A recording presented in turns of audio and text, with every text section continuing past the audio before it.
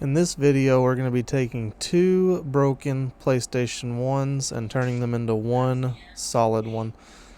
The one on the left has a functional, I believe to be functional, optical drive. The one on the right, I pulled the disc out of it at an angle one time, and this is my original PlayStation from back in the day. It just kind of sheared right off. The one on the left has its little clip still, so I'll just be taking that. Also, the PlayStation on the left I picked up at a garage sale probably like 4 or 5 years ago, and it's got significant water damage on a lot of the ports and on the bottom, so I doubt there's much else useful in there, and I probably won't be even showing you it. It's pretty bad.